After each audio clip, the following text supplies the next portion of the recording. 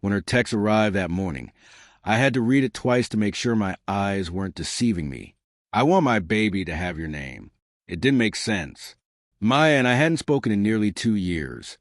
Not since the night she walked out of my apartment, tears in her eyes, silence pressing heavily between us. We had both moved on, or at least I thought we had. She had ended it, saying she needed to find herself. I had respected that, even though it tore me apart. Now, out of nowhere, this message. At first, I thought it was a mistake. Maybe she meant someone else. But the longer I stared at the screen, the tighter my chest became.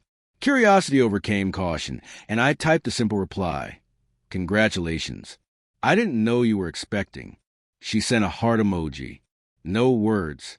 Nothing more. For the rest of the day, her message echoed in my mind. My baby, your name. Was she hinting at something else? Did she mean it literally or symbolically?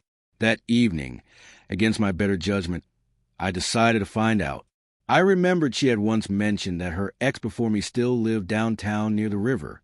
Maybe she meant him. Maybe it was his name she'd texted about. I drove there, hoping to offer congratulations, maybe find some closure for the questions spinning in my head. But when the door opened, it wasn't him. It was his wife. For a moment, I thought I'd made a mistake.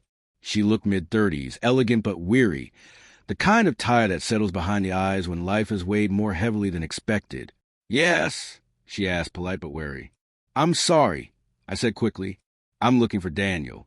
Her expression shifted subtly. My husband's at work. Can I help you with something? Husband. The word landed like a sharp little punch. I nodded, forcing a faint smile. Oh, I just want to congratulate him. I heard there's going to be a baby. Her brows knitted. A baby? She laughed softly, but there was no joy in it. We don't have kids. Not yet, anyway, she said. The air between us thickened. I felt foolish, like an intruder in someone else's life. Sorry, I murmured. Must be a misunderstanding. As I turned to leave, she called after me, Wait, did Mia tell you that? I froze. My heart skipped. You know her. Her smile vanished. Everyone in Daniel's past knew Maya. She never let go easily. The conversation ended there. I thanked her and walked away, each step heavier than the last. The cool evening wind bit harder than it should have. Sitting in my car, I stared back at that single message. I want my baby to have your name. What did she really mean? Before I could decide, my phone buzzed again, a photo this time. Maya with a newborn.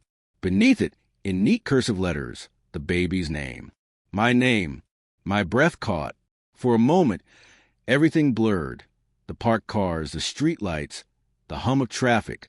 All I could see was that photo. Maya, tired but glowing, cradling a tiny bundle in her arms. The baby's name, my name. I didn't know whether to feel honored, confused, or angry. Perhaps all three. After everything, the silence, the distance, the way she disappeared without a word, this felt like a cruel kind of poetry. A reminder that even when people leave, their ghosts linger. I typed a dozen replies, then deleted them all. What could I say? Congratulations? Why my name? Nothing felt right. So I drove. I didn't know where I was going until I stopped outside the hospital. Through the glass doors, I saw her in the waiting area, still holding the baby.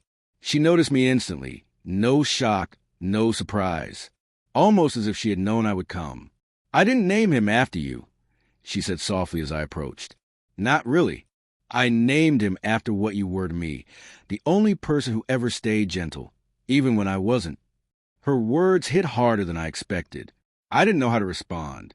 I just stood there, looking at the child, realizing that maybe this was the closure I hadn't known I needed. Some people come back into your life not to stay, but to remind you what loved ones felt like, before it broke and before it healed.